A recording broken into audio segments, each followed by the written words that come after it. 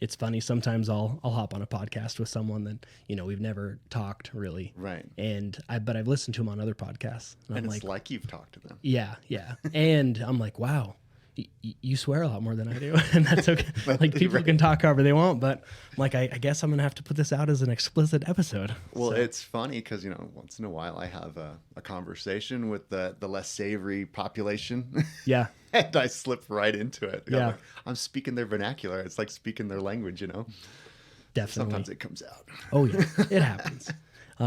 When I was, actually how you and I met, I was a SWAT medic. Right. And we came over to your academy. Yeah. And you taught us arrest techniques. Yeah. That was really my first exposure to it. That's super cool. It was cool. That was probably some of the best years at the fire department. Yeah. Were those years. Nice. So, one, I wanted to start off with saying you have the best last name. Oh, sure. Yeah. Where does it come from? So it's kind of interesting, like, last names, we always think of them as coming from different things. And, Smith, he must be a blacksmith somewhere back in the medieval times or whatever. And like Payne is actually a really interesting name in that it goes back, you have very like Scottish roots, French roots. The origin of it actually goes back to the root word pagan. Interesting. Which is super interesting. Like my family history, they've gone all the way back to the Crusades, man. So it's pretty interesting that it goes all the way back to Hugh de Payne, which is the Templar Knight, one of the founding members of the Templar Knights. So that's way cool. It's pretty wicked, right? So yeah, that's where it comes from originally. But that's really cool. Yeah. So I've dabbled in the Masons. So I mean, we're pretty much brothers. Yeah, there you go. Yeah, that's pretty cool. When did your family move over here? Do you know? Do you know that history? I don't know all of it. I know we were part of not the Ellis Island group. We're early settlers, so okay. I don't know where it all migrated from, but it definitely started from, obviously, like everyone else, from that East Coast to West Coast. And if they're Knights Templar, I mean, warrior has always been in your family. Oh man, there's some great stories and some really good family history there, but it's pretty interesting. I want to hear some. So there's a Hugh de Payne story where he talks about, because he would always take these duels, right? Anybody wanted to challenge him. He's this giant dude, and he'd stop from killing them, like, because you could legally kill them in these duels, but he didn't. It wasn't worth his time. Yeah. So instead, they had the big knighted gauntlet, giant metal glove, and he would just beat them unconscious with that instead. And he's like, I don't need a sword, I'll just beat you down, like that kind of thing. You're like, man, that's hardcore. Like I feel like such a soft person in comparison to You're these like, things. I put him in guard now. Yeah, no, just pull guard. That's really cool. Have you had other family members in military? Like my grandfather was in the army and things like that. My dad, not in the military, but a really interesting, eclectic life. He was a bouncer for a lot of my childhood. He was a stuntman for a while. Oh, that's cool. Now he's worked the last several years in a gold mine in Alaska. That's where I'm originally from, is from Alaska. So. Okay, gold mining, that's awesome. That's awesome, right? Yeah, and especially in Alaska. Yeah. So how long did you live in Alaska? I lived there most of my life. Okay. So left on my mission. Where'd you go? I left and went to North Carolina. So the eastern half of North Carolina. Was that kind of first time out of Alaska, or? No, I'd been out a couple times. Like I'd been down, we call it the lower 48. The lower 48. Yeah, you guys have to pay extra shipping up there, right? Oh my goodness, it is so expensive because people don't think about it. Like the things that, pretty much everything has to be shipped up there. Oh yeah. So it's incredibly expensive to get anything there. Yeah. It's like shipping it to a foreign country. Mm-hmm.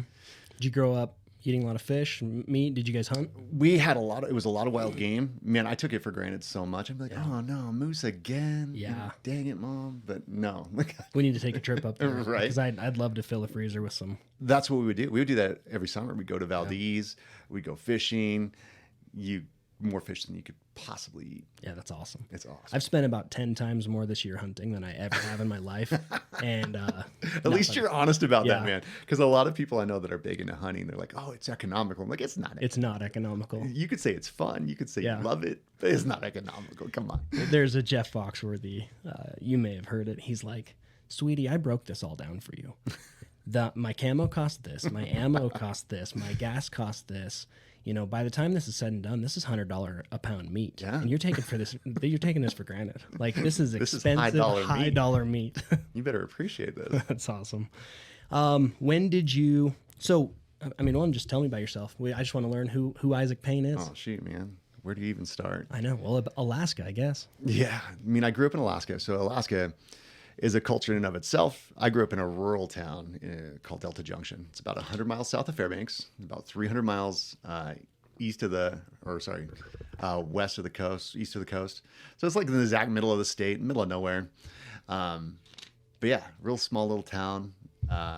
Everybody kind of knows everybody. But Alaska culturally is such a rough, tough group. And it's great in a lot of ways. They're very hardy people and also a little crazy. Yeah. But I love them to death. I love to go back and visit in the summer. And is the summer similar to our months of summer?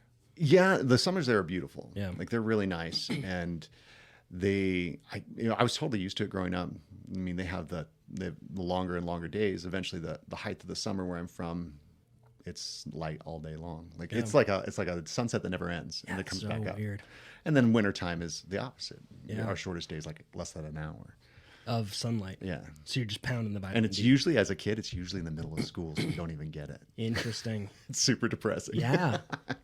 Well, there are higher suicide rates. Oh, much higher, much Yeah. higher. And this is a really weird, sad mental health thing that I track as part of my job at the office. But like places like Idaho, Alaska, where they have that seasonal effectiveness disorder, like it's much higher rates. Yeah. It's just something to be cognizant of. But Yeah, it's a sad deal, but it's good we're studying it. And, yeah, I mean, paying attention to it. yeah.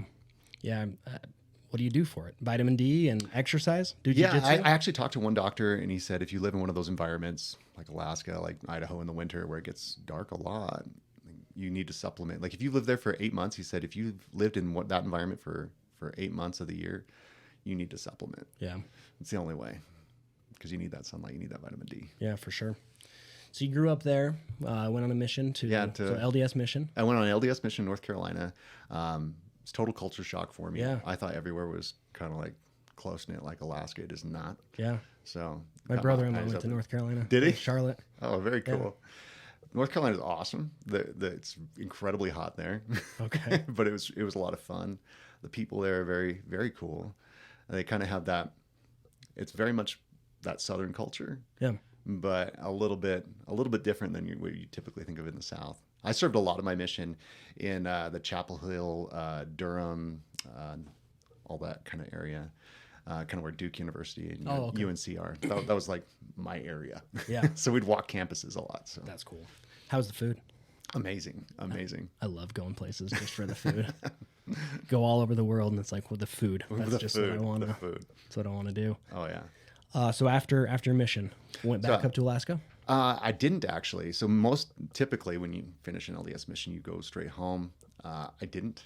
I stayed, worked a little bit for a couple months there, and before I got into school here. Yeah. And then I just came here. So Okay. I came to Rexburg in 2004, and almost immediately started at the sheriff's office as a reserve. Yeah.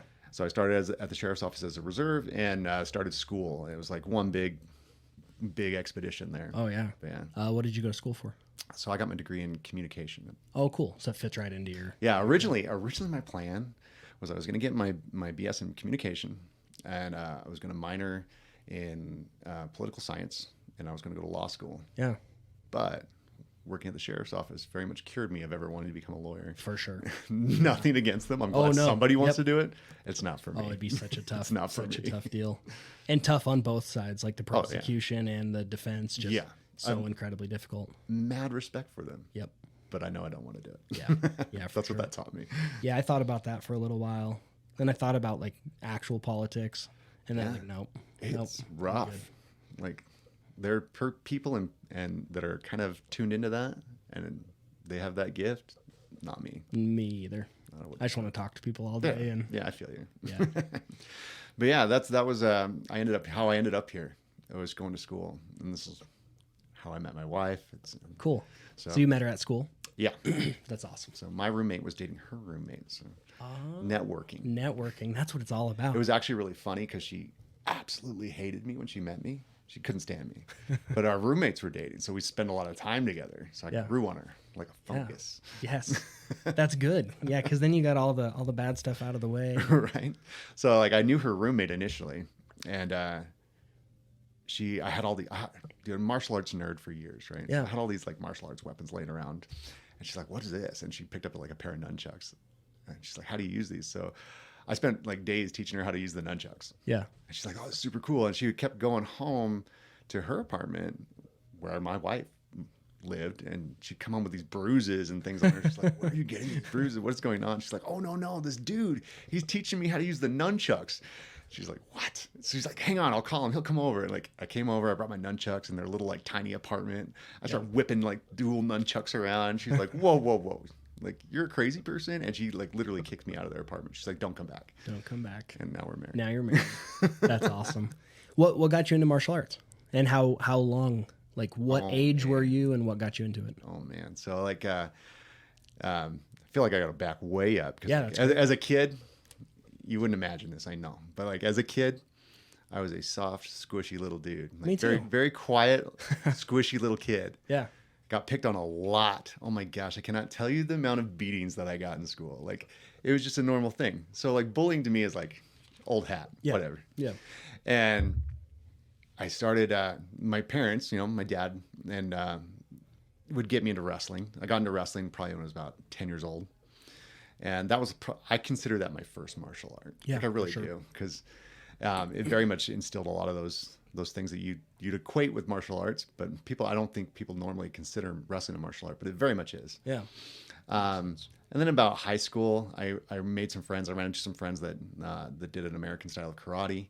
So I started doing that as well. Yeah. Later, I got into MMA. And so my first couple MMA fights were basically a hodgepodge of a few submissions thrown into my wrestling with a little bit of karate in there. Yeah. And back in the day, in the dark ages of MMA, Yeah. that could get you by. Yeah. That's a lot more than most people knew. So was it MMA before UFC? How did that all work? So MMA is just kind of generic term. Okay, It's just mixed martial arts. So you're just kind of fighting, Right. like street like fights. man, you go back, it's pretty cool. Like you can go back to the Luta Livre in Brazil. Yeah. And they've been doing MMA for a long time. Yeah. Like go to Japan, they've been doing MMA for a long time. We've just kind of labeled it. Mm-hmm. But yeah, mixing those arts is something that's been very cool and Yeah. very cool to see it kind of evolve. Yeah. And then So you were doing 1993 that we see before UFC. Oh, I'm not that old. Oh, okay. Okay. The first UFC was in 1993. Oh, okay. So early 2000s, I had my first fight. So it's been around a minute. But yeah, super cool. Yeah.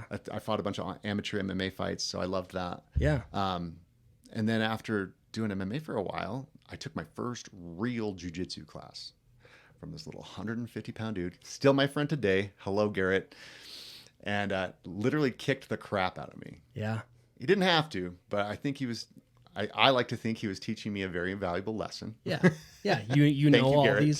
these martial arts, and now I'm gonna pull a card. If I want to expose somebody, I have to talk about Garrett Hartley, who is the guy who taught me this lesson very early on.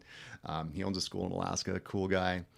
Him combined with my other first coach, Carl St. George. He also owns a school in Alaska. Great guys. And they taught me out the gate how much I did not know. And there's only two reactions to that. People walk into a jiu-jitsu class, they kind of get controlled. And especially for like a full-grown man, Yeah. someone who I kind of thought I could fight. Yeah. That's an ego hit Mm-hmm. hard. And there's only two responses. You either get hooked and you're like, well, I've got to learn this now. Or you walk away and you never come back. Yeah. That's the only two things that can happen. For sure. And definitely got hooked. Oh, I've been yeah. hooked ever since. That was about 12 years ago. So Yeah. Yeah. How long have you owned? So you started with Payne Athletics. yeah, which was a combination of all the things that I love to do. Yeah. And like to me, it was very much like my own little playground. Mm-hmm. I was not thinking of it as a viable business. I just wanted Yeah. to do the stuff I wanted to do. Yep. So I had weights in there. We did some Muay Thai because I've been doing Muay Thai for years. Yeah. Boxing, I've been doing boxing for a while. And I had all those components. And it was a lot of moving parts. And as a business, it was not effective. Yeah. But it was a lot of fun. It's fun. It was super fun. But that was our first initial kind of foray. It was Payne Athletic Company, and it was a lot of fun. Yeah. And we did that. We started that in 2015. And then about a year ago, a little over a year ago now, we kind of rebranded Uh-huh. and boiled it down to like, I had to sit down and make it more efficient. I'm like, Yeah. okay, what is the heart of what we do? And what's all the clutter? It's not like those things are bad. They're just not efficient from a business standpoint. For sure. So to better serve our clientele and to make a more efficient business, we removed everything but the jiu-jitsu. Yeah. We made that the kind of the core, and we changed to PAC Jui Jitsu. So Yeah. Payne Athletic Company shortened it down, PAC. Okay, PAC. I was actually going to ask. Oh, yeah. Like, where'd PAC come from? Yeah, That that's makes where sense. it came from. Yeah. That's really cool. And things have been going good. Oh, it's amazing. Good. So yeah. That's awesome. What are some of the wrenches that have been thrown in along the way? Oh man, as far as like the business goes, like Yeah. I had, honestly, and you could probably empathize with this. I had no idea what I was doing. For sure. Yeah. Not a clue. But you did it. That's But I did that's it. the key. I jumped. Yep. Because I got here. I have to back up. Sorry, I'm all over the place. No, you're great. That's why we're here. My wife and I, we finished school here back in 2009, and we left. Yeah. So I joined the Air Force. Okay. We left. We were gone. We're like, peace out, Rexburg. We're out. And then I got out of the Air Force. We tried living near her folks in California. We tried living near my folks in Alaska, and none of it was quite right. Yeah. Well, you can't live in California. No, dude, I was like a fish out of water. Yeah. And we ended up right back here. Like, where do we want to raise a family? Like, oh, America's family community. Yeah. We're going to go to Rexburg. So we came back to here, and that's when. But none of the things at the time, none of the things I like to do were here. Oh, there's no Muay Thai, there's no boxing, there's no jiu-jitsu for sure. Yeah. So we had to do it ourselves. That's what you're left with. It's like either not do it or do it yourself. So the wrenches, I think, we're not knowing a lot of, and I feel like if you're a half intelligent person, you can kind of figure these things out. You know, things like business plans and filing your taxes and all these kind of components that you just kind of have to learn along the way. And then the people aspect, that's the big question mark, right? Because like, oh, well, everything looks numerical on a spreadsheet. For sure. But there's the human factor that you can never account for. Exactly. So that's been fun. That's been fun to kind of figure out. There's businesses that'll come in and spend $50,000 on a market analysis and then not know anything. Anything. You can, but what you did is you went out and you built a community. Yeah. And that's the thing too. There was a really great book that was referred to me by a friend, and I've loved it, is the book Tribes. Oh yeah. Yeah, great. Love it. Yep. And there's a lot of so that's what I'm doing. And we're just tribal individuals. Like by nature. It's in our nature. It's in our DNA. And I think it translates well, and it's not anything dubious. It translates well to making people feel like they belong. For sure. I'm sure you get the same thing here. Yep. Like you build that kind of community. Yeah. And it's so good. I mean, we early on we talk about seasonal affective disorder. Yeah. Yeah. Well, you enter a tribe, and now you're accountable to somebody. You got some physical exercise. Watch out for each other. Take care of each other. Physical exercise, mental exercise. Yeah. Hey, why didn't you show up today? Do you need anything? People do that. Yeah. Like, I haven't seen you in class in a couple days. Where you at? Yeah. So good. So good. You guys just need to sell vitamin D, and you got the whole thing. And then we got the whole package. Yeah. Now, so speaking of selling things, Anaconda. Yes. So Tell me about that. This was an interesting partnership. So I've had several. It was weird, man. And maybe you got some social media insight into this, but like after I got sick, and we can talk about that too in a bit. But after I got sick, there was a kind of a surge, like not a huge surge, but different companies would pitch, hey, you want to represent our brand, and you got to be so careful who you associate with. Yeah. And like there's groups like Tap Cancer Out that I would partner with them all day. That's a great cause. But then I fell upon this group, this company, Anaconda Fightwear, and they are amazing. They're amazing to work with. They really care about athletes and promoting their sport. Yeah. So it was kind of a pure connection. So I'm like, oh, these people are good people. I'm going to work with them. It was a typical sponsorship kind of relationship. They would send me a product. I would test it out. They wanted to know honest feedback, how it went. Yeah. I'd shoot a video. I'd take some pictures with it. And it was very symbiotic that way. And then I've always, not always, maybe for like the last year or two, wanted to do some kind of jiu-jitsu competition in our community, because we always have to travel. We have to go Boise, Salt Lake, like hours and hours of driving to get to any kind of jiu-jitsu competition. I was like, man, we never get to do it in our own backyard. Yeah. And I've always wanted to hold something here. And I really like the format of an open rule set invitational, where you handpick some of the best guys you can find. Yeah. Open up the gates to what they can do whatever they want. Just make the other guy tap. Yeah. And see what happens. Yeah. Oh man. I only wish that you would have had it a week later. I know. I'm going to be out of town. No, you're good. But yeah, so I had already planned it, and I was crunching numbers. I had all the information, the costs, and everything like that, and I was ready to do it out of pocket. Yeah. And I had this idea. I was like, these guys are super cool, and we communicated all the time. It's like, I'm just going to pitch them the idea. Yeah. Like, hey, would you be interested in partnering with me on this? And they responded with like not only partnering, but hey, we'll sponsor the whole thing. That's awesome. And all they want in return is a little exposure. They want Yep. we're going to take lots of pictures, lots Cool. of video. Good. So it's good for the athletes too. Yep. A lot of these guys they're jiu-jitsu fighters, they're MMA fighters. So it's building their personal brand too. Mm-hmm. So it's going to be awesome. Yeah, and that's this Saturday. It's this Saturday. And you booked the Romance Theater. The Romance Theater. So I can tell you what inspired me. Initially, it was watching a lot of the Eddie Bravo invitationals, the EBIs. Yeah. And I just love that kind of format. Because, like, man, I came up in the cage fighting era of MMA where it's like, it's kind of like the lower class, rougher dudes do that kind of stuff. Yeah. Like, it didn't have a great social status. Yeah. So I liked how they kind of elevated it to it was a higher class event. Like, this is a sporting event with athletes, professional athletes, you know? And I was like, ooh, I like that vibe.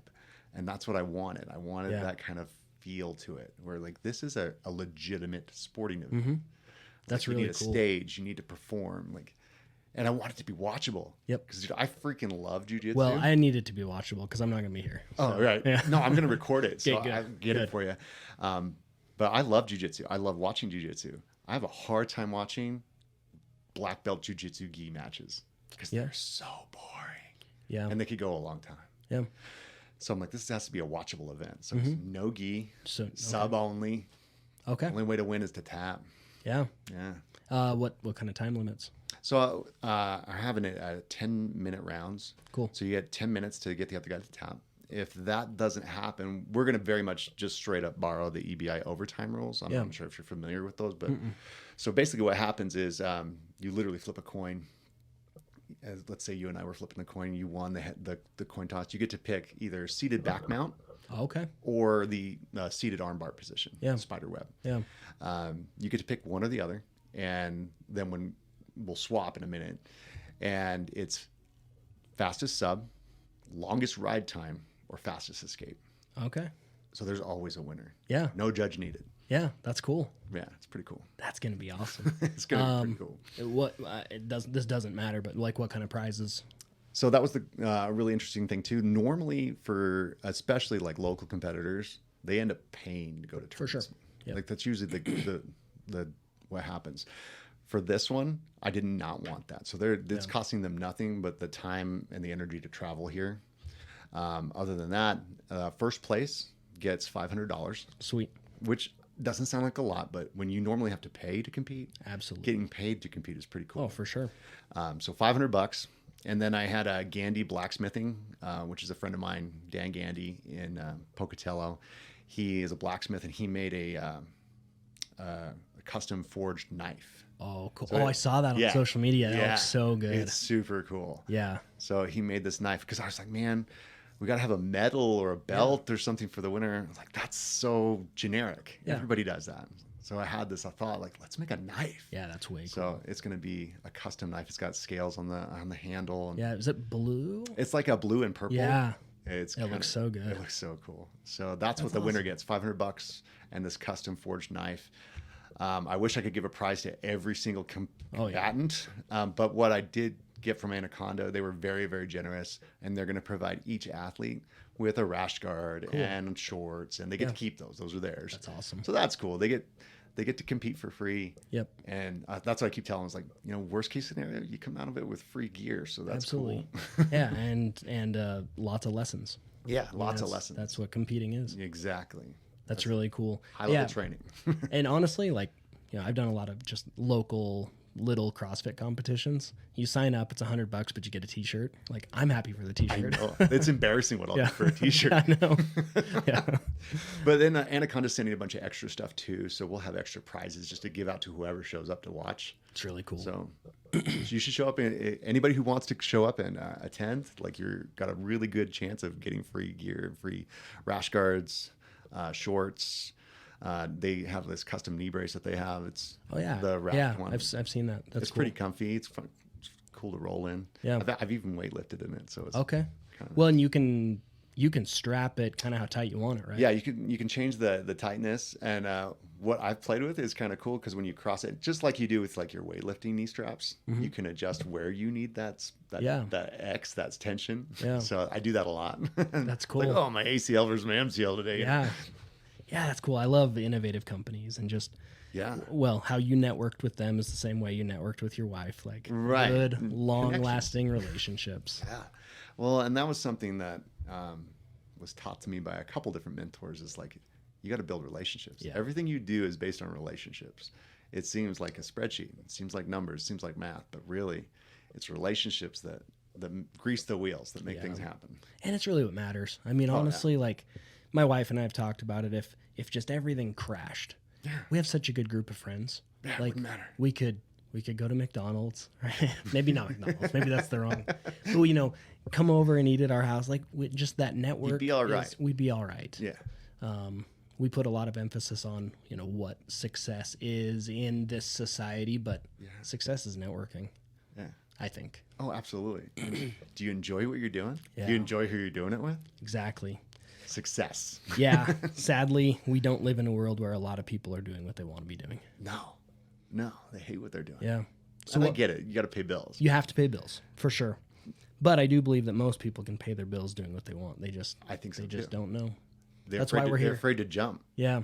So what made you jump?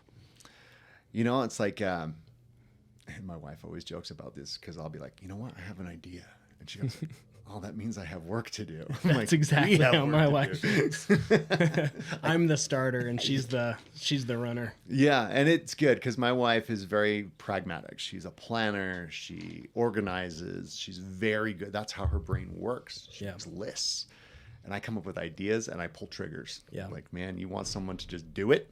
I'll just do it. That's awesome. But yeah, that's the only way to get things done. It's like they talk about like paralysis by analysis. Yeah, analysis paralysis. Yeah, that kind of thing. It's like I don't have that. And so and I try not to be too impulsive with my decisions. But if you give me some facts, I'm like, okay, I can really quickly. And maybe it's the law enforcement. It's like, oh, I can analyze that and be like, boom, we need to do this now. Yeah. So, and I think if you wait too long, you'll talk yourself out of almost anything. Well, I think you'll talk yourself out of it, and I also think there's some. This is just me, but there's some sort of frequency that's coming out of your brain that's going to make someone else start it. Oh yeah. So, you got to jump on it. You do. The TV. Yeah, I'm from Rigby, so Philo T. Farnsworth invented the TV. But this is way before a lot of communication was going on. There were like 5 other people around the world that were creating the TV at the same time. Yeah. You're like, how's some dude in Rigby, some guy in Japan, some guy in China, a couple guys in the United States building the same thing at the same time? Wild, right? Yeah, they never knew about each other. It's the first. They weren't homies. They weren't friends. Yeah, just pretty interesting stuff. But they all pulled the trigger, and then one got a patent first. Right. Kind of cool. People ride that kind of energy and that wavelength. Yeah. And it's cool when you get people like that in the same room together. Oh, yeah. And like fireworks. Yeah. It's cool. Consciousness. It is. Something that we're not taught. We're not taught. Maybe in religion we're taught it a little bit more, but sure, in school they're definitely not saying like, are you children meditating every day? Are you really trying to connect with nature? Right. Are you trying to connect with a higher power? Yeah, they don't teach that. No. They don't teach that. And it's something that's interesting when we talk about combatives and fighting. It's like I try to get people to pay attention to their instincts. Yeah. Their animalistic, intrinsic instincts, their gut reactions. Yeah. Your spiritual intuition, whatever you want to call it, there's that voice that warns you of danger. Animals pay attention to it, but we train ourselves out of it. For sure. Like, oh, that's not real. That's just some paranoid thought. Yep. Like if you can train yourself to pay attention to that, even if you can't articulate or explain why, it's like you can keep yourself out of a lot of danger and you can access things that you wouldn't have normally perceived. Yeah. Just by paying attention, like, oh, I got a gut feeling about this. Yeah. People write that off. Yeah. There's a lot to that. Yeah. Well, don't we have as many, I read somewhere we have as many neurons in our gut as we have in our brain or more. Yeah. And so you got the old ancient talk that's like, oh, I have a gut feeling. Right. Well, that gut feeling's real. It's real. It's actual neurons that are firing. That are firing off. And your body's like, hey, pay attention. Yeah, what food are like? This could go deep. What food are we putting into our body? What are we exposing ourselves to? What addictions or whatever it is that's just messing up that connection. That Dude, and this is so a very natural segue, but like talking about 2018 is when I was diagnosed with colon cancer. Yeah, and I've been weightlifting since I was 16 years old. I was like, and back in that time, like as a kid, like I talked about, scrawny little kid, picked on a lot. I had a couple close friends growing up, but my best friends, and I was a comic book nerd before it was cool. Like it was not cool, guys. Back in the day, I suffered a lot for liking comic books, but those were my friends. Like I grew up with the Captain America and superhero comics, and Superman was my jam for like as a younger kid. And I was like, man, if I could only do the things that he could do. yeah, But that's fantasy.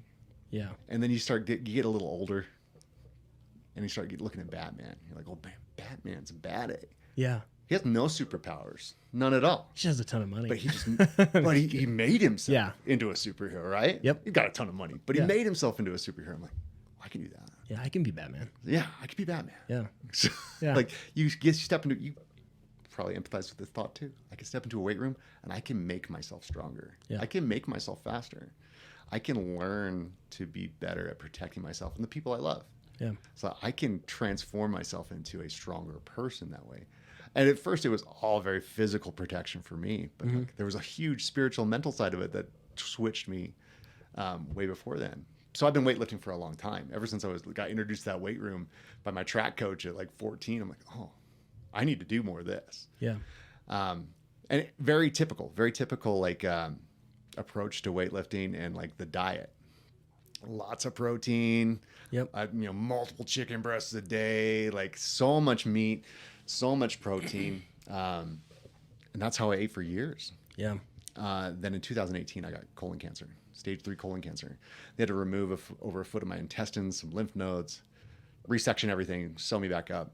But then you're left afterwards going, okay, how do I eat? What do I do now? There's actually very little research and very little guidance after that. Once they get you like no evidence of disease, peace out. Good luck. God bless. Dang. Yeah, So I left with a lot of questions. But ever since then, I've kind of evolved and I eat a completely plant-based diet now. so you are okay. As I'm out there pushing that everyone needs a gram of protein per day. That's fine because it's weird because people get dogmatic about this. Yeah. And I'm sure you know. It's like, oh, you got to do this. You got to do this.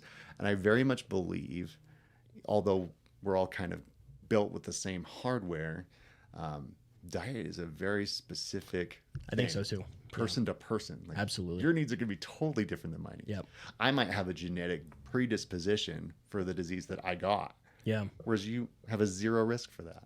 Yeah. So it's not like a blanket answer. yeah, for sure. So how do you eat? I mean, you say mostly plant-based. Mostly plant-based. So for a while there was like strict vegan. Yeah, And this is a really random story, man. This is really weird. I ended up going on Dr. Oz to teach I some, didn't know to that. teach That's some awesome. self-defense stuff. Yeah. And I'm talking to Dr. Oz about this, and super cool guy, by the way. Yeah. And he's like, well, have you thought about, like, because I don't drink milk, of course, or anything. Yeah. But have you thought about adding in some good cheese? I'm like, Yeah. cheese. Yeah. He's like, prebiotics and probiotics. And he gave me this whole lecture about prebiotics and probiotics. He's like, not like craft singles, but actual real Brolem good cheese. Yeah. He's like, add some of that in. Yeah. Not a lot. Like, don't eat pounds of cheese. That's silly. Yeah. But yeah, So I incorporate cheese in my you diet. were vegan, but then started incorporating some cheese. Yeah. What about eggs? Occasionally, I don't eat a ton of eggs. It's weird. Some things don't taste the same to me anymore, or like just preferentially. Yeah. During chemo, very sensitive to cold and to metal, which is pretty typical. But even though that's gone, like even tasting metal, Yeah. super sensitive now. I'm like, oh, and there's just certain tastes and things that I'm like, oh, I don't know why. Kind of metallic taste. Yeah. So eggs are one of those things that's like, I don't like that as much anymore. Do you supplement protein with like plant protein powders, or are you really just eating mostly like real food? Kind of like we were talking earlier. It's like I like to get my protein from food if possible, like green vegetables, legumes. That's kind of my protein sources. If I have to, I'll use a plant-based protein powder. I really like the Orgain, those types of ones. I've used Ambrosia. Okay. That's a cool one. Yeah, I don't even know any of these names because it's like it's a foreign world to me. There's some, and it didn't used to exist. Yeah. Like it used to be like back in the day you could get whey protein, maybe some casein, but like that was it. Yeah, for sure. But yeah, there's quite the market for it now. Okay. But yeah, I only use it if I have to. Yeah. Typically in the mornings or like pre-jujitsu because you don't want to have a gut full of food. For sure. But yeah. Well, it's cool that you found that about yourself because a lot of people. I mean, we know it, we see it. The standard American diet, man, sad. Yep, it really is. Yeah, I worked on the ambulance for 10 years. You've seen it. I've seen it. The number one killer of men is heart disease. Yeah. Number one cause of heart disease, obesity. Yeah. So. Yep. I've been on calls where we're about to take someone to the hospital and they're large and they're like, grab my Mountain Dew. Like, you don't need your Mountain Dew. This is the last thing you need right now. So, but it's good. But I like to tell people all the time, it's like, okay, because they're like, oh, I just saw you eat like a chocolate chip cookie. Like, what are you doing? And I feel like people kind of hyper judge my diet. Oh, yeah. I'm sure you get that sometimes too. But I tell people, it's not that you can't ever indulge in these things. For sure. It's like Thanksgiving dinner. Thanksgiving dinner is great. Just don't eat Thanksgiving dinner every day. Yeah. That would be bad. Yeah. Even if you put green and red on a calendar and you're eating 80% green. Yeah. 80-20. Yeah. You'd be fine. Yep. But most people don't do that. It's flipped. No, it's so hard. And I mean, I think even the FDA My Plate, it's not really what we should be looking for. No. Like where you're basing things on vegetables and I base things a lot on meat and vegetables. Right. It's just the natural foods. Sure. And my wife, because she's a cancer survivor too. Oh, I didn't know that. No, we have great luck. We need to buy lottery tickets. Yeah, you do. But she's found a lot of success with kind of that kind of formula, like the Whole30 type thing, just whole foods. Yep. She doesn't do plant-based, so she eats like when she's on that, her post cancer symptoms are relieved. Okay. So whole foods, vegetables, fruits, meat. Yeah. Man, she feels amazing doing that. Yeah.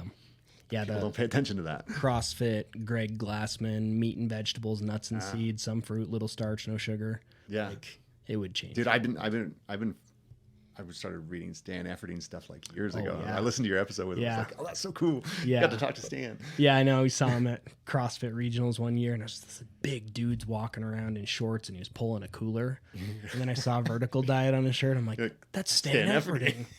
Go over and talk to him. Who else could that be? Oh, he's such a nice guy, too. Just so nice. He's like, here's my number. You just text me. Let's do a podcast. That's like, awesome. That's awesome. Every once in a while, like if it's his birthday or something, just text him.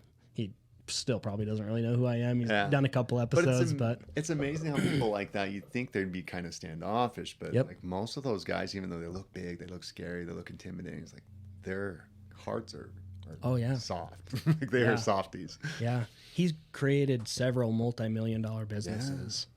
And he's willing to take my phone number to come on my show for an hour. Right? How cool is that? Yeah. Cool super good guy. Yeah. Pretty cool. So you've been reading his stuff then? Or and I tried. It was really sad because like I started like getting into that right before I got sick. Oh yeah. And I was like, oh man, I never really got to test it. Yeah. So I was like, man, I need to ask more about that and see how he likes doing that. Yeah, I feel the best when I'm eating mostly like vertical style. Yeah, like the Monster Mash. Yeah, the Monster. I mean, I've done Monster Mash a lot. Dude. And the thermos. Simple. Yeah, the thermos really is it's kind of the key behind it. I think sometimes people overcomplicate it. They're we totally overcomplicate. They want to like create this fancy food and they go on Instagram like, oh, look at this crazy recipe. Yep. And I'm sure it tastes amazing, but for day-to-day life, that's super impractical, especially if you're a busy person. My wife will throw some rice in the pan, a little bit of butter just to make the rice, taste better or whatever. Right. Then she throws in the spinach. Then she throws in some eggs. Yeah. It's the best breakfast. It's easy. She'll put in a little bit of cheese. Probably tastes great. Easy. Tastes great.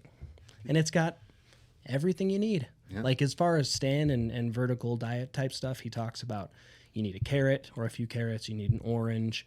You need to supplement probably some magnesium. Right. He talks about egg, red meat. Yeah. But then that meat or protein, because he works with people that are plant-based as well.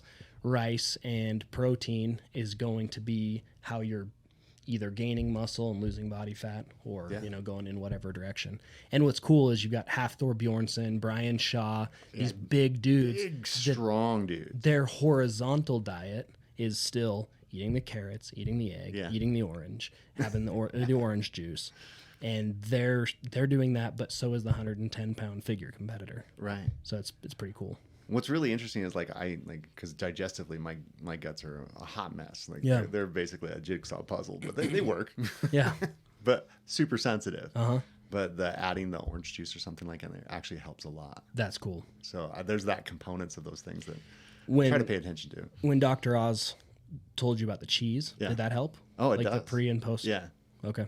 Yeah, so and I started you get onto that wave and you start deep diving and get down that Yeah. rabbit hole. So I'm like, oh, what about like other like fermented foods? Like, For sure. You know, Yeah. your Kefir and kimchi and all Yep. this stuff. Like, yeah, so Cool. I definitely incorporate those things into there too. I did. I wanted to see what it would feel like, but I did 5 days of nothing but like kimchi and sauerkraut and like those kind of pickled type foods. Yeah. That's all I ate for like 5 days.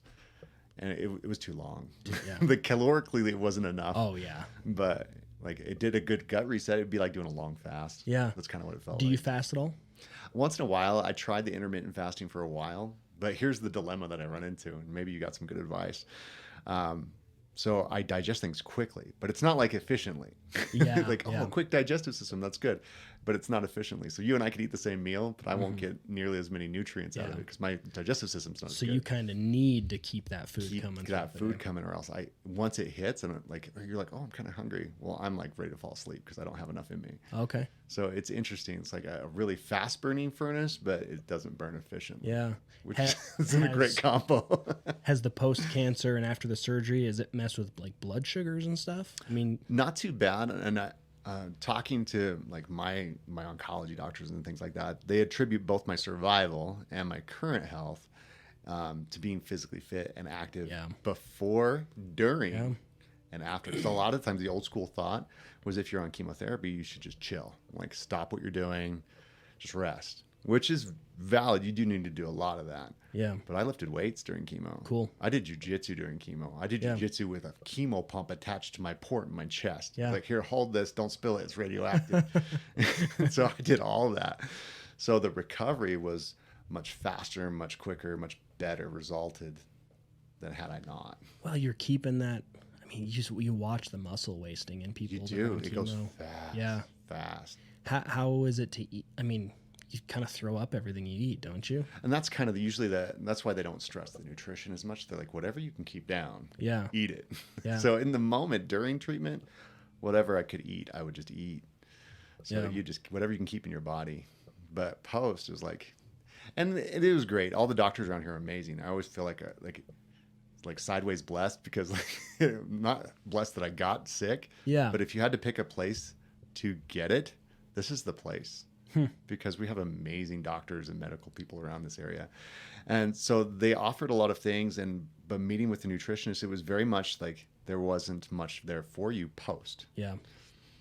There's just not a lot of that's advice. So interesting. They It's just a don't know really yet. underwhelming area of study. Like there's Yeah. not a lot done. So really, your post nutrition, you're just finding what has worked for you. Yeah. And it probably works for other people too, Yeah. but I don't believe in blanket answers to Yeah, that. for sure. Well, especially when it comes to nutrition. I mean, I've worked with a lot of people over the years, and There's a lot of almost stuff going on there. everybody has a different That's a thing that makes them complex tick. It's Yeah. a complex system. Yeah, nutrition coaching's hard. Yeah. When you're like, I benefit. This is a silver lining because I still get follow-ups. I get blood work done every 2 months. yeah, It's like, can you imagine if you could see where all your Oh, blood man, I panels love were that. every 2 months? Yep. You could make adjustments. That's Yeah. what I get to do. yeah, that is cool. So it's kind of a nice little edge that I get. Yeah, yeah, yeah. Someone will say, "Hey, yeah, I want nutrition coach. Like, how much does it cost?" I'm like, "Well, let's chat about that. Let's chat about It's $100 a month. Well, that's expensive." I'm like, "Yeah, but I have to learn you, Yeah. and then You do. you have to be accountable to me." And here's you know. the cautionary thing, because I'm sure you tell this to those people too, is that you can't just hire a personal trainer, because then most of them, not all of them, there's some good trainers out there, but a lot of them are just going to reduce your calories and Yep. try and get you to lose weight quickly. And you're like, oh, look, success. Yeah. And dude, that's not how it works. No, no. When you take someone that's eating 1,800 calories a day and you bump them to 2,400, they're like, that makes no sense to me. It doesn't make any sense to them I because it's calories in, calories out, right? Do that. Like just trust me. Trust give me 4 months. Right. Yeah. But that goes against everything they've been taught about weight loss or nutrition their whole life. Yeah, it is. Oh, you just drop your calories and you eat less and you do more. Yeah. It's like, no, you can't work your way out of garbage nutrition. Nope. Don't listen to the My Plate. Yeah, don't do it. Don't do it.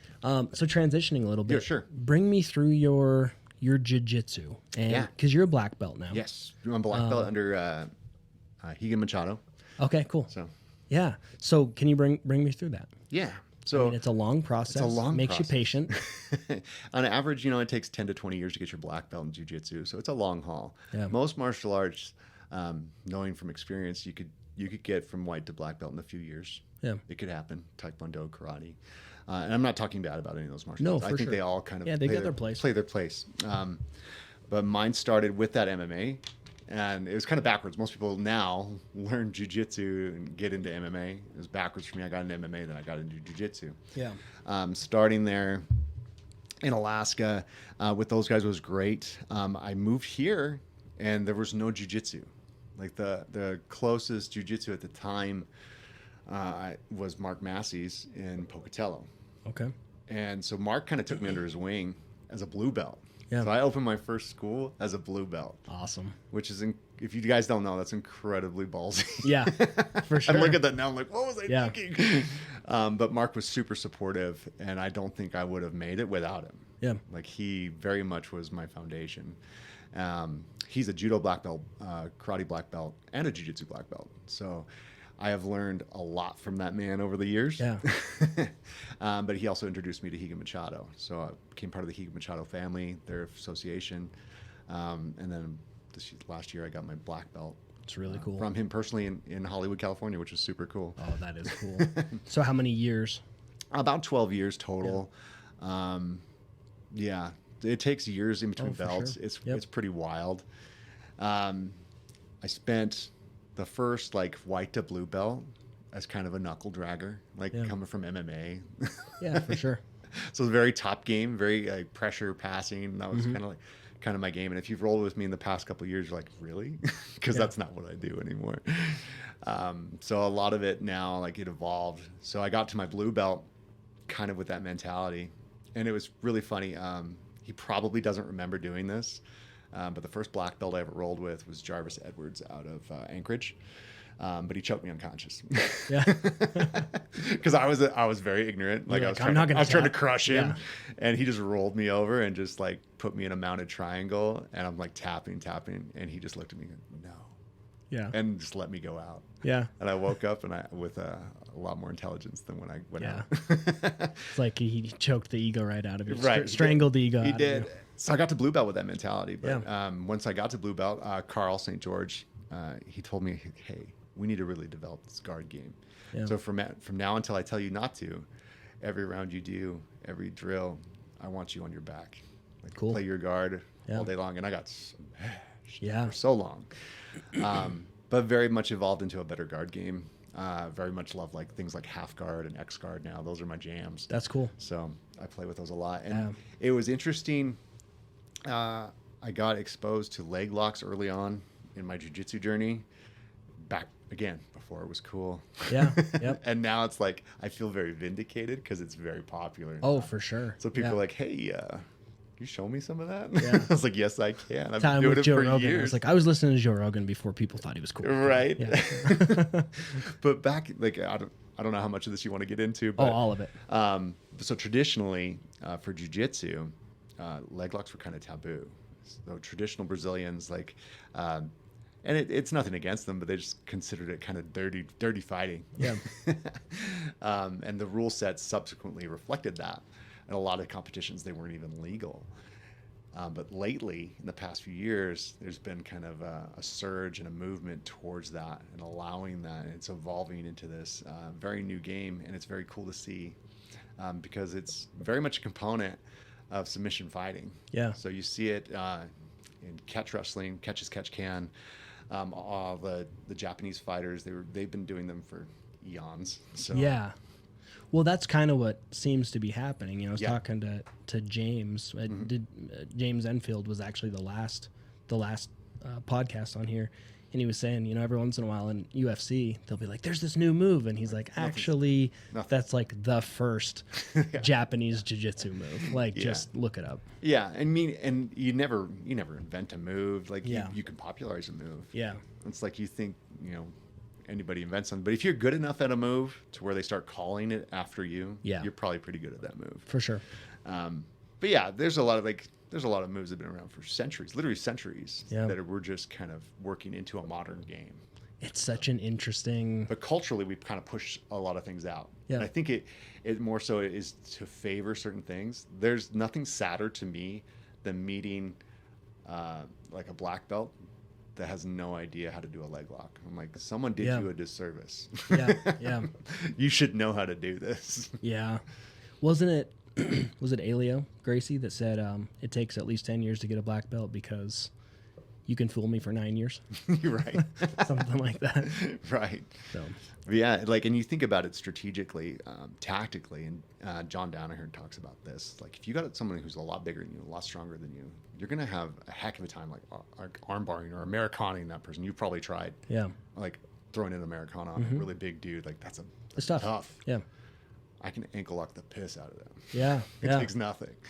So everybody chokes out and everybody's legs break. Here's a really interesting thing though. It's like, because I have a lot of history with this, man, from law enforcement to bouncing. Yeah. Like I've fought with guys on the street that were high out of their minds, drunk. Yeah. And you can break their arm and they're still fighting. Yeah. There's two ways they're going down. You can choke them unconscious or you can break their leg. Yeah. Even a guy who's high out of his mind, he's taking meth, whatever, feels no pain. He still needs to stand up to fight you. For sure. You break his leg, he's not standing up to fight you. And then they proverbially handcuff police and not let them choke people out. Dude, I can speak on this stuff too. Yeah. So I am a subject matter expert in use of force for law enforcement. So this year I'll be getting my master's, or not my master's, they call it a master instructor. Yeah. For the state of Idaho in use of force, Yeah. arrest techniques, which in the past, like I've been doing it for years, teaching it for years. And in the past, our old system was very much like Aikido based, like standing wrist locks. Yeah. Which I'm sorry is absolute garbage. Yeah. Not to trash on anybody, but what we were doing it for, like if you get a really high level Aikido guy, yeah, he's gonna break your arm. Yeah. But this stuff was not conducive of what we were trying to do. Well, and it's tough because you're taking someone who's never trained and you're Right. trying to teach them a high level Exactly. skill. Very intricate Yeah. technique. But the 2018 and beyond, Idaho moved to a system called ARCON, which is arrest control techniques. And it's a system that was developed in California, LAPD.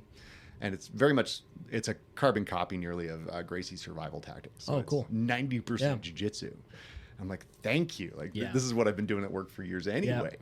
So it was kind of nice. It was another vindicating moment there. So that's what the cops in Idaho train under. They train a lot of jiu-jitsu. Yeah. Are they able to strangle? Well, here's the thing. So the state in the program, they call it a carotid restraint. Cool. So, and it's really good to clarify these things. Oh, I agree. Because like a choke, you hear choke and it's you're like, very much the colloquialism. what Like, does the movie verbiage. show? Yeah. That you choke someone for 10 seconds and they're dead. Right. You know, and they're on the windpipe. Right. So really, Yeah. it's a strangle. So it's a carotid. and you're a great guy to describe this. Like a choke is literally something stopping the air. Yeah. Like if you had a piece of food in your throat and Yeah. you're choking, that's Yeah, a the choke. police is stuffing. They're it's choking. a funny Yeah, visual, yeah, right? Yeah. A strangle would be like someone cutting off maybe the blood and the air, like stranglehold. When we as law enforcement apply these types of techniques, we call it a carotid restraint, in the fact that we're just interrupting the blood flow long enough to get you handcuffed. That is Yeah. it. And it's Which it's is not seconds. detrimental to No. to the individual at all. No. It's It's quick, the safest. I've done it. It's the easy. safest Yep. thing you can do for them. Yeah. Because you look at the alternatives, and the culture for law enforcement suffers from tool dependency. Yeah. And don't get me wrong, I love firearms. I believe in firearms. That is a very high level of force. Yeah. So is a beanbag or a taser. Like those are very high levels of force. We call them less than lethal. That means you're right. That's one step below shooting them in the head. Yeah, and sometimes they are lethal. Yeah. And a lot of times they're not very effective. For sure. But I can put this restraint on a person and put them to sleep. Like it's literally sleeping. Yep. And it's maybe 10 seconds. I teach the new recruits like 10, 15 seconds, then they have to move on to another technique if it's not working. But in that interim, we can get them handcuffed safely, and we're going to give them medical attention afterwards regardless. Exactly. So it's the safest thing to do. But as far as your question goes, like as far as the state of Idaho, it's in the curriculum. Cool. We teach every new recruit that. Even if they're not allowed to do it, they have to learn it because it can be done to you. Yes. So to understand a technique and how to defend it, you have to know the other side of it. That's why you get tasered. That's why you get pepper sprayed. Right. Yeah. When it comes down to it, it's up to the individual agencies whether they allow it or not. Cool. So most agencies allow, not all of them. There's some that don't. Our agency allows it. Good. So well, they just plenty need of educated then. Yeah. I mean, that's really what it comes down to is just educating. Yeah, if you don't allow it, you're just ignorant as to what is actually going on. Yeah, and you're watching movies. You're watching too many movies. I mean, that's Yeah, it's one of the safest ways to restrain somebody. And when a situation reaches that kind of critical mass, it's like that's what you need to do. Yeah, and it needs to happen now. Yeah, now. Yeah. Yeah, and there's a lot of ways you could do that. We always think of, especially for law enforcement, they always think of like, oh, it's like basically like a rear naked choke. Yeah. But a carotid restraint could be a triangle hold. Yeah, for sure. It could be a lot of things. Yeah.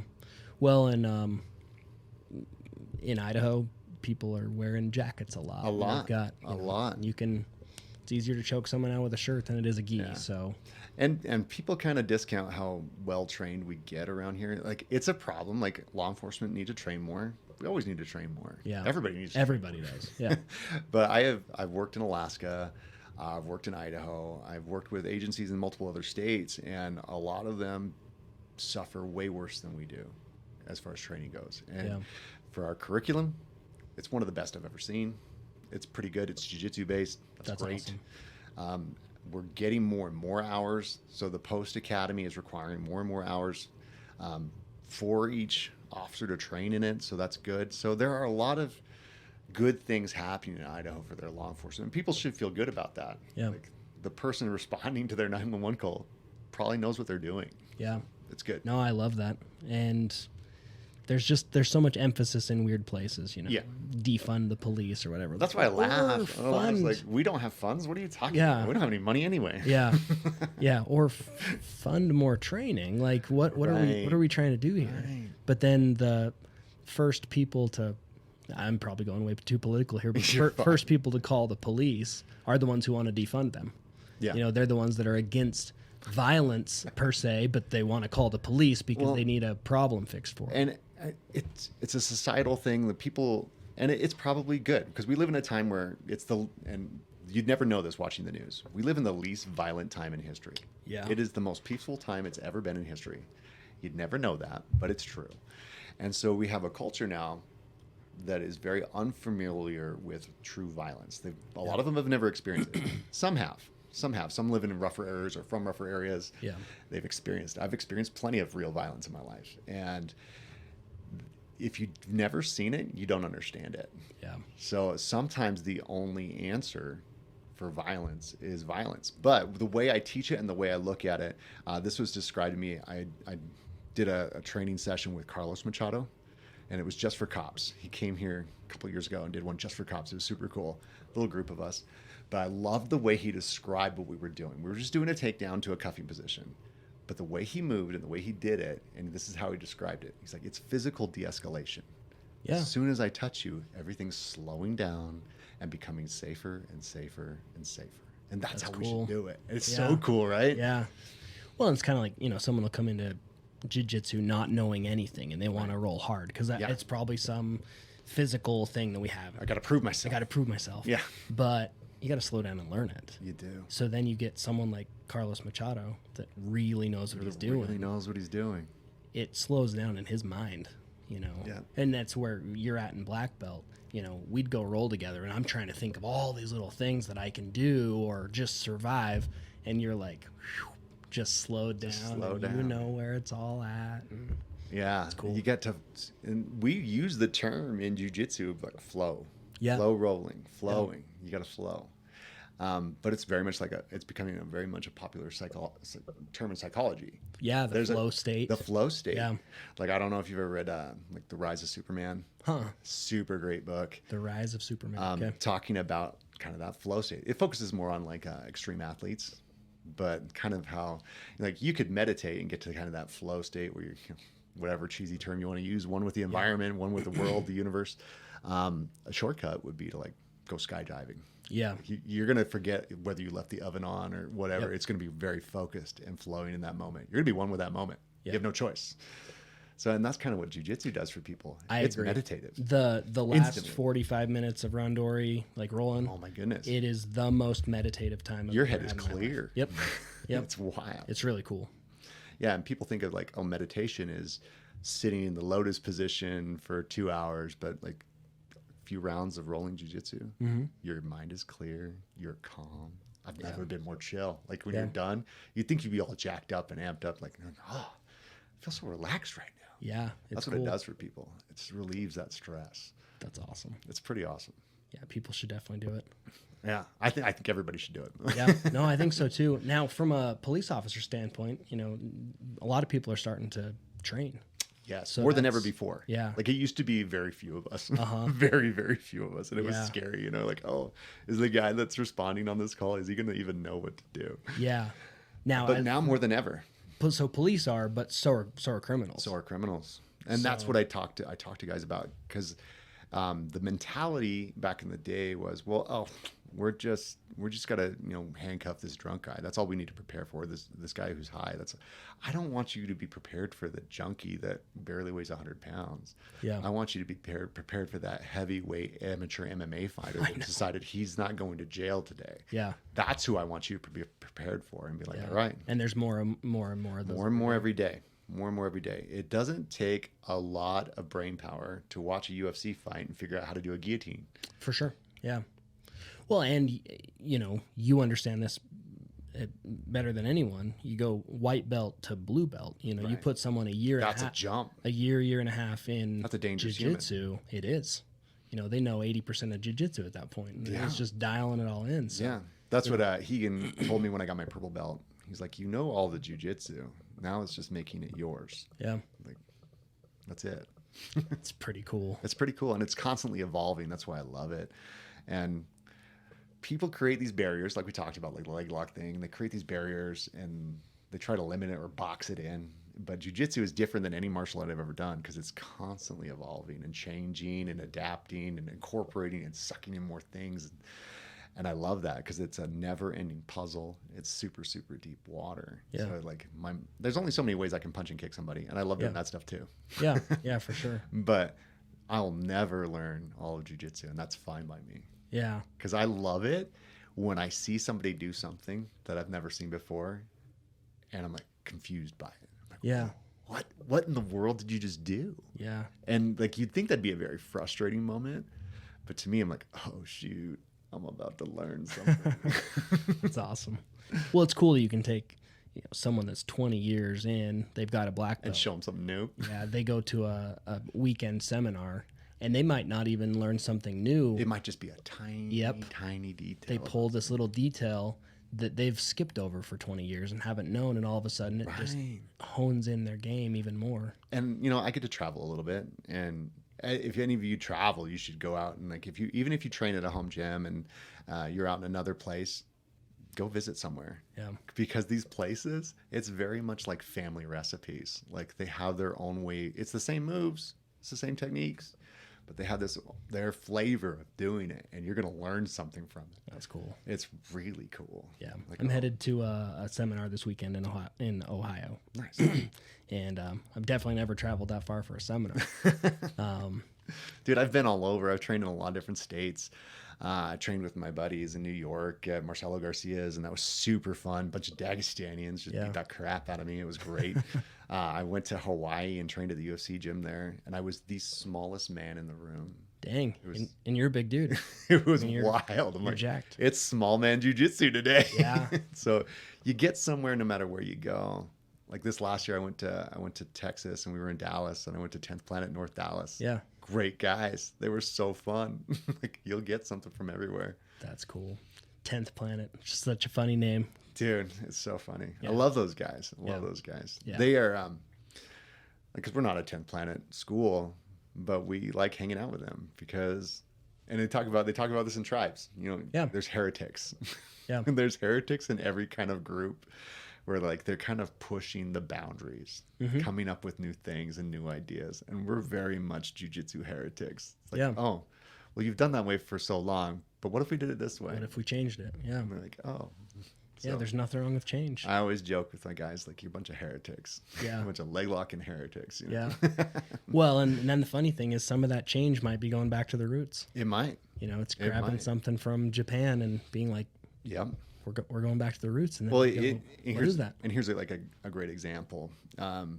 Wrestling. I've done wrestling since I was a kid. I'm not an amazing wrestler. I wish I had known more jiu-jitsu when I wrestled. Yeah. I probably would have been better at wrestling. Yeah. Honestly. But there's components from wrestling that jiu-jitsu doesn't do, which it very much could. One of the things that I teach guys in jiu-jitsu is to cradle. And wrestling, that is a wrestling 101 move. Yeah. Everybody learns how to do a cradle. And what is a cradle? So it's basically compressing someone, and I have control of their head and at least one of their legs, and I bring my hands together and I lock them. Okay. So their head is cradled with Oh, their leg. yeah. Every wrestler who's ever wrestled learns this. Yeah. But the reason it gets overlooked in jiu-jitsu is that there's no clear path to submission there. It's Okay. like, oh, why would I do that? I'm just trapping myself with him. But there's a bunch of stuff you can do with that. And it's such a good control position. Mm-hmm. Not used a lot in jiu-jitsu, but we use it. Yeah. So Yeah. but it's been around for probably thousands of years. For sure. Probably since, The Olympics. The first Olympics. Yeah. so that's not new, Yeah. but it's innovative. Dude, there's wrestlers. I rolled with one on Monday. He's been to 3 jiu-jitsu classes. And I don't know anything about jiu-jitsu. I'm one Dude, me stripe on a white belt. But, I was just thinking, hey, this new guy, Yeah. 3 days in, we'll do some back and forth. Like, I'll Yeah. give, I'll take, that sort of thing. He's been wrestling since he was 5. The guy's like, he was That's good. not a true Yeah. white belt, man. Yeah. And I get guys like that, and I love them. I love Yeah. wrestlers because they have an amazing work ethic and drive. And there's a lot that they need to learn. But it's if they respond one of the two ways, right? Like Yeah. if they spawn with I need to learn this, Yeah. they will get so much better. Yeah. And that was They will this guy. excel quickly. But a lot of times, those guys that have really high level wrestling, I'll take a guy like that to a competition because Nogi's a little different. A lot of times they just divide it by like beginner, intermediate, Yeah. advanced. I'm not going to let that guy do beginner Nogi. Yeah. He's not a beginner. Yeah. He is at least intermediate if he's been going since he was 5. Yeah, Come yeah. on now. Yeah. He won't get anything out of beginner, and they'll just get trapped. Like it's a waste of time. Go to intermediate at least. Yeah. Well, and this guy, you could tell he's definitely there to learn. It was cool. Yeah, it's You know, cool. He'll be a monster. Yeah, he'll be great. There were some times that he kind of he could have gone harder, but he was letting me. Oh, yeah. Which is perfect. I'm white. I'm a white belt. I'm just trying to learn. It's fine. So it's just back and forth. Dude, It's so good. I'm going to plug this guy a little bit because I love him. One of the guys on our card, because we have on Saturday the Anaconda Invitational. Yeah. On the card in between, because I wanted to give the fighters in the bracket time to rest. We have 3 super fights, super matches. Cool. So they're just exhibition matches. Mm-hmm. So there's no like prize for them. It's just for the love of a round, Yep. competition round. But one of them is with one of my guys who's got a great wrestling background, but I handpicked his opponent, man. His name is Junior. He trains with my buddy Matt out of Driven Jiu-Jitsu in Boise. But Junior is a great guy. And about Junior's the one out of Boise. he's about 6.5 feet tall and about 460 pounds. Yeah. He's lost a little weight, so he's a little light in the loafers right now, but he's a big boy. Yeah. But such a great roll. Yeah. And so I will give him credit for that. We rolled around a bunch, and he was so fun to roll with. Now, at any point, this man could like rip both my arms off. Like Yeah. he's just massive. He's so strong. But he didn't. We had a good jiu-jitsu round. Yeah. And that's how both of us get better. Yeah. Dude, that's the funnest when it's just like I say give and take, Yeah. And man, you just learn so much. Learn so much. Or even today, I was rolling and I was with the kid, and he put me in an arm lock, and I was like, all right, I'll tap, but stay here. Now do this. Now choke. Now this. It's just, man, it's so good. Yeah. So who's he paired up with? He's paired up with one of my guys. His name's Hudson. Okay. But he's about half of Junior's size. Yeah. But a really great wrestler. Like, it'll be an amazing match because they're both go-getters. I'm excited to get dude, that it'll video. be amazing. It's really cool. So they're one of our super fights. Another one of my super fights is one of my guys, Colin. He works with me at the sheriff's office, but he's one of our purple belts. Colin. No, he's got I'm dark thinking hair. Jed. You're thinking Jed. Yeah. Jed moved away. I was so sad to see Jed dang go. it. Okay. The ginger ninja. Yeah. Yeah. Colin. Yeah, I'm not sure. You'll meet him, I'm sure. But and then we've got one female fight. Jessica Gaylor from Elite in Pocatello versus one of our girls here, Rachel Gonzalez. So that'll be fun. That'll be interspersed throughout. And mostly just to give them a little time on the mat and to give the other guys a little breather in between their matches, so we make sure we get some good matches. Yeah. So 8 total matches. So there'll be 8 total guys in the 8 bracket. total guys in the back. And then 3 more extras. Sweet. And which are the super fights? Yeah, so it'll be like 11 people total. All no-gi, submission only. All no-gi, submission only. Cool. Which is a different rule set. That's the interesting thing about jiu-jitsu too, is like you could go from one competition to the next and the rule set could completely change. Yeah. So to me, it's growing up doing wrestling, like you can go folk style, collegiate, Greco-Roman. So it's changing rule sets. Okay, just let me know what the rules are today and we'll do that. So like you should be able to do that in jiu-jitsu too. Yeah. Okay, what are the rules today? Follow them. Yeah. and figure out how to win with the rule set you're given. I think that's great. I'm glad there's no universal rule set for it. Yeah, for sure. Man, watching the no-gi is just impressive. It's wild, right? Yeah. It's intense in that, and they're both good. I love the gi too. Don't get me wrong. There's nothing cooler than submitting somebody with their own clothes. Yeah, for sure. So sad. I mean, I do enjoy the gi days more just because I can grab their gi. Right. But that also means they can grab my gi. It's true. So it's true. They're both good. I think everybody should train in both. Yeah. Well, your no gi is gonna even my MMA fighters. Better. Even my MMA fighters, I make them train in the gi. Yeah. Because it's gonna make them more tactical. Yeah. It's like, oh, you can't get out of that escape as easily when you have a gi on, can you? But it'll make them better at that escape or better at that technique. Yeah. I do. It's not like I've ever been super into this, but I do miss the days where, you had like the Gracies wearing their gis against the guys that didn't. Oh, yeah. And then they'd use their gi to choke them out. And I love watching, and I remember watching the first UFCs and thinking, man, that's wild. And I think about them, I'm like, yeah, that was cool, and it's definitely fun to go back and see those. And I get why they don't do that anymore. For sure. Yeah. It was pretty wild. Yeah.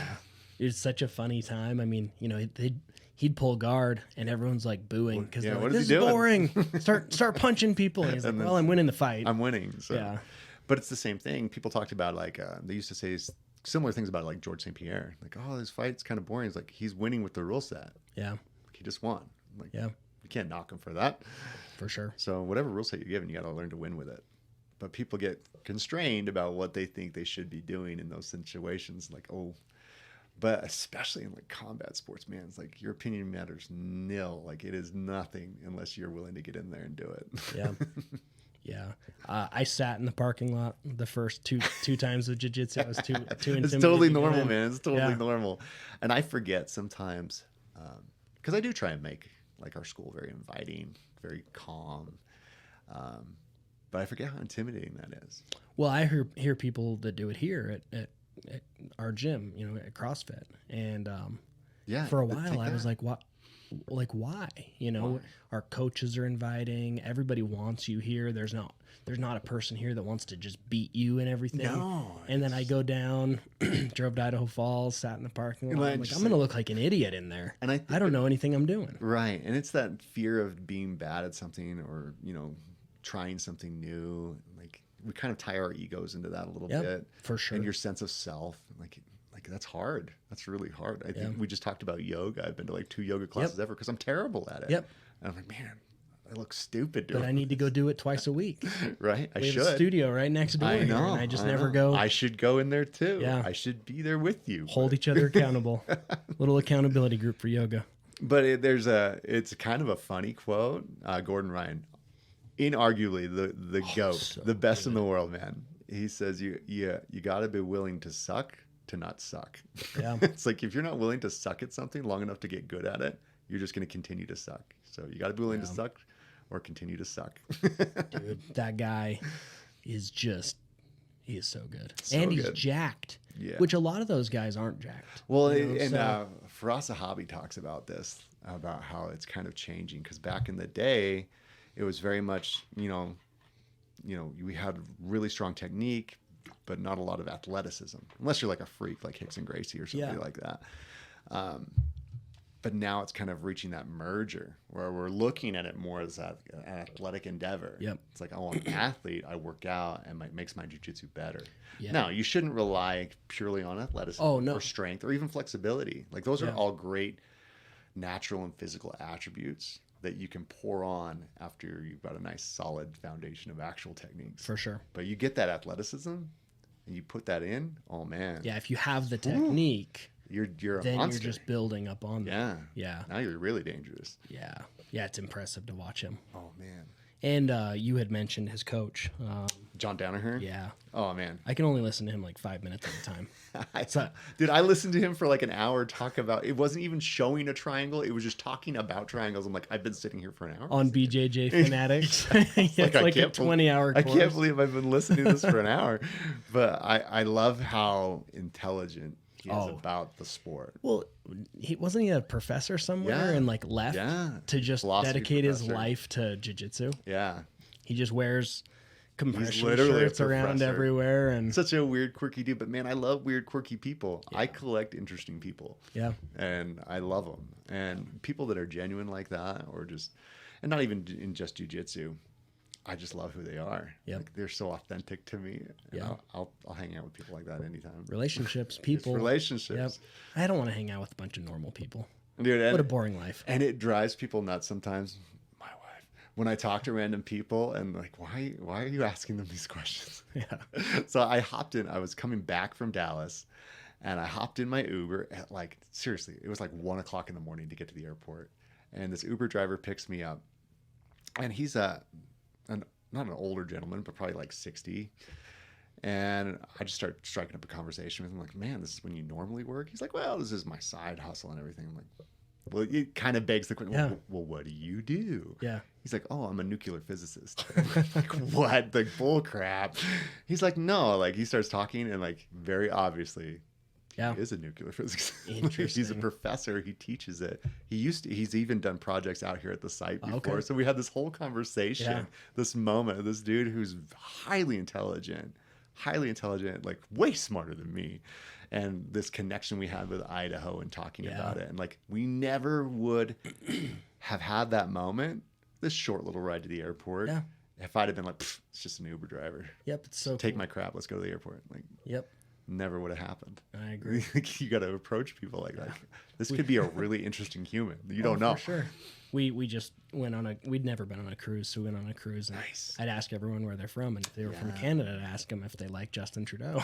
And it was just great. Half of them did, and half of them didn't. But it opens up so much conversation. And All you need is a jumping off point. Yep. That's it. And like, people will talk. Yeah. And there's just so many stories out there.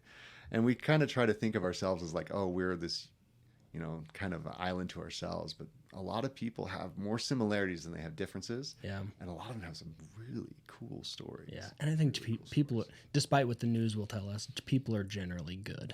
They are. And even if they're crazy one-sided on the political spectrum, they still want the best for the world. For real. And again, you can get misconstrued on the news and things like that. And this was something that I didn't know. Like, I didn't know about myself till post-cancer. Like, pre-cancer, leading up to that, I did not appreciate how jaded I had become, because I always considered myself a pretty positive person. Yeah. But especially in law enforcement, in those emergency responder careers, you get very jaded to the human condition, like to emotions in general. Oh, absolutely. But I got very hypersensitized to them during treatment. Okay. And so I'm like, oh, I've been shutting these off for a long time. Yeah. And so it was very much an eye opener to be like reintroduced to the human race, basically. And seeing how good they are. Yeah. There's some dirtbags. For sure. Don't get me wrong. There are dirtbags. Yeah. I have sat across the table with evil people. Yeah. Like, I know they exist. Yeah. But like you said, most of them are good people. Yeah. Now, do good people have bad days? Yes. And I feel like in law enforcement, For sure. even the people that we have to deal with most of the time, even a lot of the people that we have to arrest, a lot of them are not bad people. I want to be very clear with people on that.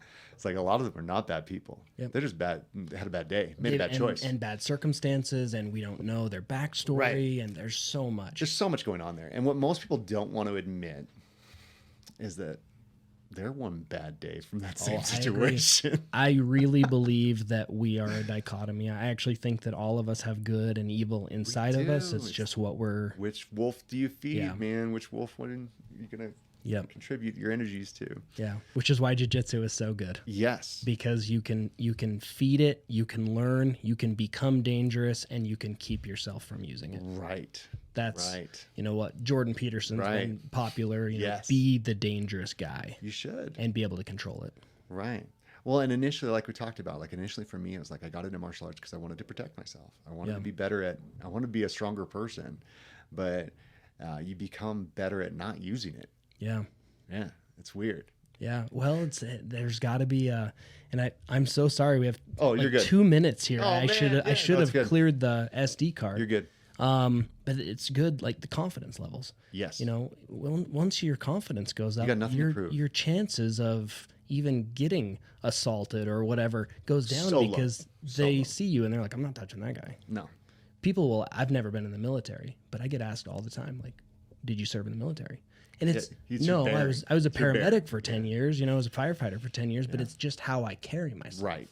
It's really interesting. And that's what I want for people. I want them to walk through life, not as trying to be Billy Bad A. I want them to walk through life feeling safe, feeling confident that they can take care of themselves. Yep. No different than learning first aid or how to swim.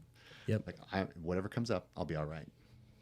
So you have 1 minute. Where can people find you? Oh, man. You can find us at 1137 Summers Drive in Rexburg, Idaho. And we do jiu-jitsu classes 5 days a week.